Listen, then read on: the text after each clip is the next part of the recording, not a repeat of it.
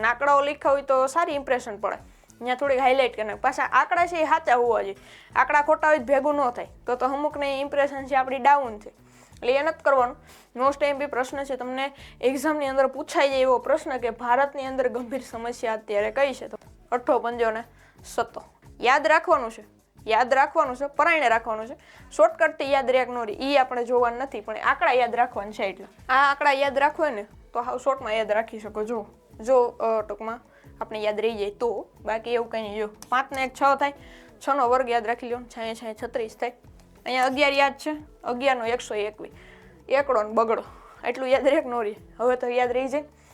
ગુજરાતના તમામ વિદ્યાર્થી મિત્રોને જય ભારતને જય ગુજરાત. તો સ્વાગત છે તમામનો આપણા એક નવા વિડીયોની અંદર, જેમાં આજે આપણે જોવાના છીએ ઇકોનોમિક્સ, આપણે જે અર્થશાસ્ત્ર છે એમાં ચેપ્ટર નંબર 7, 7મું ચેપ્ટર છે આપણું વસ્તી. તો આ વસ્તીનો જે એક આઈએમપી પ્રશ્ન છે એ લઈને આપણે આવ્યા છીએ.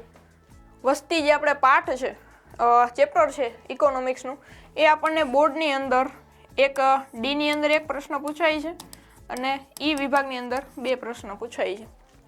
આ પ્રશ્ન છે આપણે બ્લુપ્રિન્ટ મુજબ આવી રીતના પૂછાય છે. તો આપણે એક નાનો એવો પ્રશ્ન છે ડીની અંદર પૂછાય એવો પ્રશ્ન છે એ આપણે જોવાના છીએ. ઓકે, તો જોઈએ એની અંદર જે આપણો પ્રશ્ન છે કંઈક એવો છે કે વસ્તી વિસ્ફોટની વિગતે સમજૂતી આપો.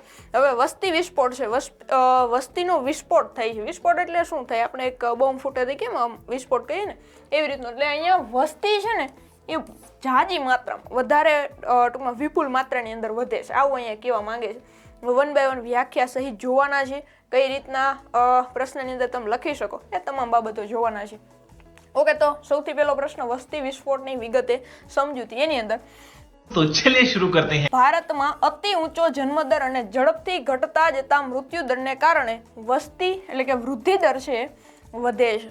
હવે સમજો, આપણા ભારતની અંદર અતિ ઊંચો જન્મદર કેવો છે તો કે વધારે. જન્મદરના કારણો છે, ઊંચા જન્મદરના કારણો છે, એ પણ આપણે પ્રશ્ન એવું લાગશે તો આઈએમપી પ્રશ્ન છે 1 by 1 એવું લાગશે તો જોવાની અહીંયા ટ્રાય કરશું. હવે ઊંચો જન્મદર છે, જન્મદર કેવો છે તો કે ઊંચો છે, અને મૃત્યુદર છે એ ઘટતો જાય છે. હવે શું થાય તો કે જન્મ છે ને એ થાય છે વિશ્વની અંદર, સોરી આપણે ભારતની વાત કરીએ, ભારતની અંદર વસ્તી છે એ વૈધ્ય રાખે છે, પાછી ઓછી થતી નથી, એટલે મૃત્યુ એટલા બધા થતા નથી. અરે કહેના ક્યા ચાહતે હો? એટલે જો કે એમ કહેવાય નહીં, પણ અહીંયા એવું છે કે ઝડપથી ઘટતા જતા મૃત્યુદર. હવે પહેલાના સમયની અંદર શું હતું, કારણ કેમ ભાઈ ત્યારે વસ્તી ન વધતી, ત્યારે જન્મ તો એટલા જ થતા, જન્મદર તો એટલો જ હતો. વૈધો હશે તો થોડો ઘણો વૈધો હશે, પણ હવે થાય છે એવું કે મૃત્યુદર છે ઓછો થઈ ગયો. પહેલાના સમયની અંદર સારવાર કે એવું કંઈ હતું નહીં, પછી એવો ઈલાજ તાત્કાલિક થાય એવું કંઈ હતું નહીં, એટલા માટે શું થતું, મૃત્યુદર પણ સાથે સાથે હાલતો, અને જન્મદર છે એ ઓછા પ્રમાણમાં થતો. જન્મદર એટલો બધો હતો નહીં, જન્મદર ઓછો હતો અને મૃત્યુદર પણ સાથે ટૂંકમાં વધતો જતો, એટલે એ બેલેન્સ થઈ જતું. હવે બેલેન્સ થતું નથી. વાત તો સહી છે. હવે શું થાય, જન્મદર છે એ વધી ગયું, કારણ કે ઊંચા જન્મદરના કારણો આપણે જોવાના છે. હવે જન્મદર છે 1 by 1, કારણ કે અત્યારની વૈજ્ઞાનિક જે કાંઈ પણ સારવાર ને એવું તમામ આપણે જોઈએ તો એની અંદર આપણને જાણવા એવું મળે કે જન્મદર છે કેવો તો કે ઝડપી થાય અને મૃત્યુદર ઓછો, કારણ કે અત્યારે સારવાર જરીકે કંઈ હોય તો તાત્કાલિક થઈ જાય છે. 100 ઘણા બધા કારણો છે એના, ખોરાક છે, ગરીબી છે, આ તમામ કારણો છે એની અંદર. તો અહીંયા શું આપણે યાદ રાખવાનું છે કે અતિ ઊંચો જન્મદર ઊંચો છે અને મૃત્યુદર નીચો છે, આના કારણે વસ્તી વૃદ્ધિ દર વધે છે, અને આ કારણે થતા તીવ્ર વસ્તી વધારાને શું કહેવાય, વસ્તી વિસ્ફોટ. હવે અહીંયા યાદ એટલું જ રાખવાનું છે કે તીવ્ર વસ્તી વધારો થાય છે કોના કારણે, તો યાદ એટલું જ રાખવાનું, ઊંચો જન્મદર અને ઘટતો જતો મૃત્યુદર. 3 શબ્દ યાદ રાખવાના છે, એટલે વસ્તી વિસ્ફોટ છે યાદ રહી જશે, વ્યાખ્યા યાદ રહી જાય, બાકી તેમાં ઘણું બધું યાદ રાખવાનું છે. ઓકે, હવે જોઈએ, જેમ વિસ્ફોટ લોકોને 2 બાકડા બનાવી વિનાશ સર્જાય છે, તેમ વસ્તીમાં થતો તીવ્ર વધારો પણ લાંબા ગાળે અર્થતંત્રના વિકાસને અવરોધી લોકોની આશાઓ અને આકાંક્ષાઓને માટે વિનાશકારી બની શકે છે.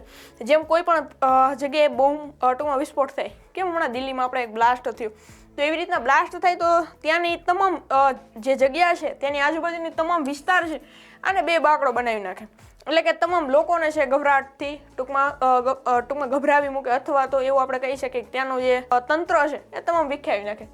તો અહીંયા શું થશે, વિસ્ફોટથી લોકો બે બાકડા બનાવી અને વિનાશ થાય, એવી રીતના વસ્તીની અંદર જો વિસ્ફોટ થાય ને, વસ્તી વધે ને, તો ભારતનું કે કોઈ પણ દેશનું હોય તેના અર્થતંત્રના વિકાસની અંદર અવરોધ આવે. અર્થતંત્ર છે એ ટૂંકમાં હલી જાય એવું પણ કહી શકે. અને લોકોની જે આશાઓ છે, આકાંક્ષાઓ, આપણે આકાંક્ષાઓ, આશાઓ, ઈચ્છાઓ, એ તમામ બાબતો છે એના માટે વિનાશકારી બને. પછી એટલી બધી આશાઓ અને આકાંક્ષાઓ રહીએ નહીં, કારણ કે વસ્તી વધી જાય. વસ્તી વધે તો શું શું પરિણામો આવે એવું આપણને ખબર છે.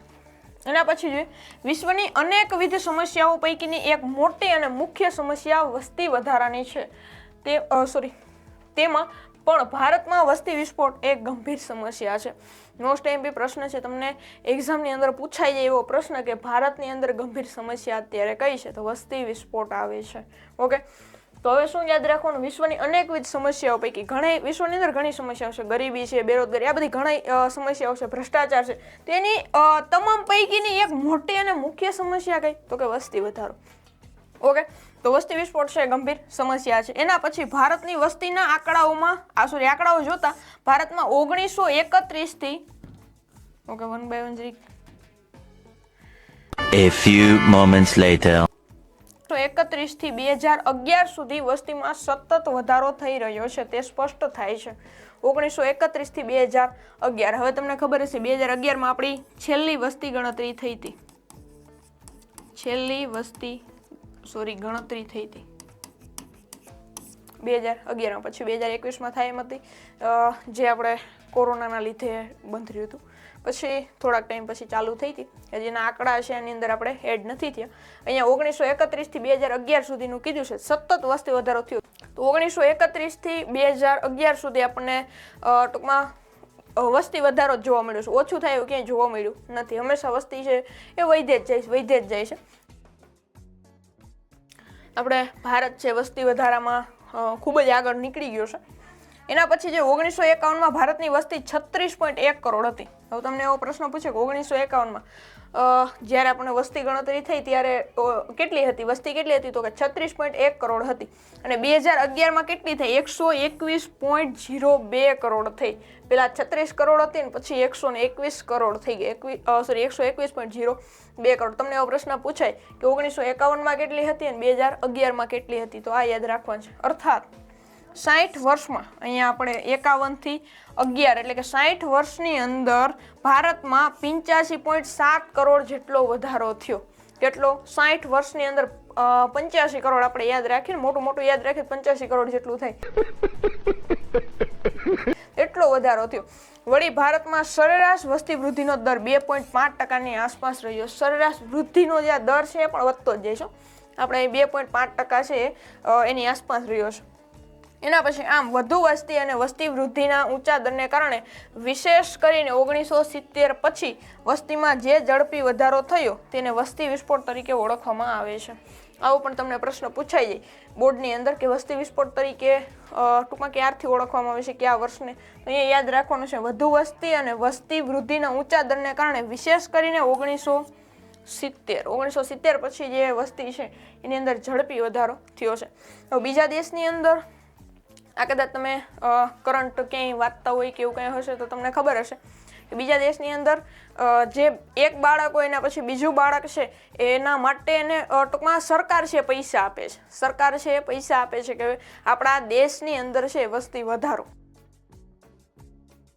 અને ભારતની અંદર એવું નથી. ભારતની અંદર વસ્તી દર છે એટલો બધો વધે છે. અહીંયા તમે જોઈ શકો છો 85.7 કરોડ છે એ 60 વર્ષની અંદર વધી ગયું છે. 60 વર્ષની અંદર 85.7 કરોડ જેટલો વસ્તીનો વધારો થયો છે 1931 થી 2011 ની અંદર. ઓકે, અહીંયા 1951 થી છે, 51 થી 2011, 60 વર્ષમાં 85.7 કરોડ. ઓકે, અને 1970 પછી વસ્તી વધારાનો દર છે વધારે વધ્યો એટલે વસ્તી વિસ્ફોટ તરીકે પણ ઓળખવામાં આવે છે. ઓકે, તો એટલી બાબત હતી. અહીંયા તમને વસ્તી વિસ્ફોટ પૂછે તો એટલું યાદ રાખવાનું છે. હવે થોડું જોઈ લઈએ જે આઈએમપી અથવા તો કીવર્ડ છે એ કરી લઈએ, જેથી પ્રશ્ન આખો ગોખવો નહીં. ગોખવાનો તો હોય જ નહીં, જો કે સમજો ખાલી એટલા યાદ રહી જાય, ખાલી સમજવાનું હોય, યાદ રહી જાય. પેલા વસ્તી વિસ્ફોટની વ્યાખ્યા કોને કહેવાય? ખાલી એટલું, અતિ ઊંચો જન્મદર અને ઝડપથી ઘટતો મૃત્યુદર. જન્મદર છે, હવે ખાલી સમજી લો ને, મૃત્યુદર છે ઓછો થઈ જાય, જન્મ છે વધારે, જન્મદર છે એ વધારે છે, મૃત્યુદર ઓછો થતો જાય, તો શું થાય? તો કે વસ્તી વધે, તો એને શું કહેવાય? વસ્તી વિસ્ફોટ.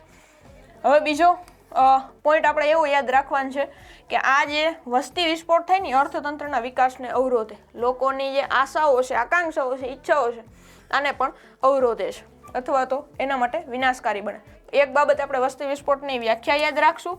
બીજો, અર્થતંત્રમાં વિકાસને અવરોધે. ઓકે, 2 પોઈન્ટ થયા. એના પછી ઓકે, વસ્તી વિસ્ફોટ એક ગંભીર સમસ્યા. વસ્તી વિસ્ફોટ એ ગંભીર સમસ્યા. એના પછી આગળનો પોઈન્ટ જોઈએ તો 1931 થી 2011 સુધીની વસ્તીમાં સતત વધારો.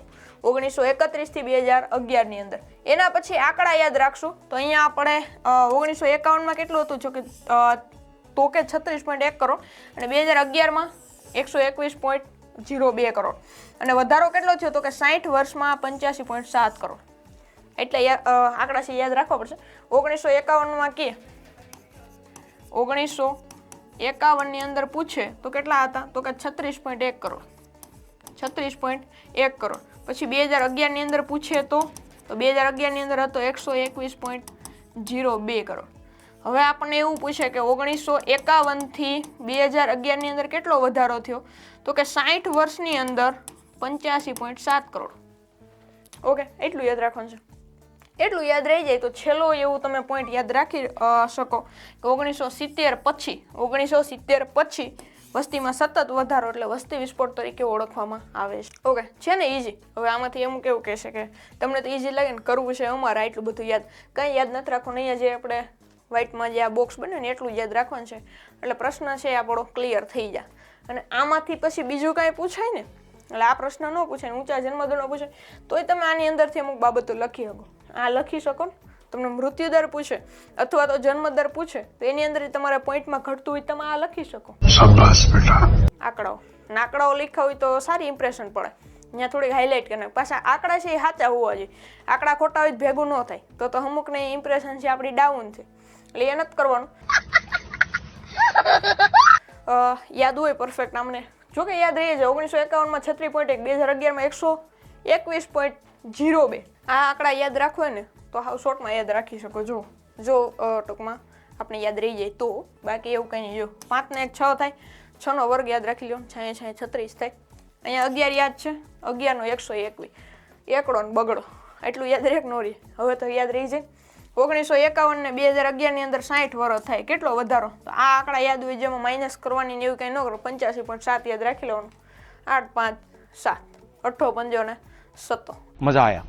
એટલું યાદ રાખી શકો જો રીએ તો. બાકી એવું પરાયણે નહીં કે આ ટ્રીકથી જ યાદ રાખો. યાદ રાખવાનું છે, પરાયણે રાખવાનું છે.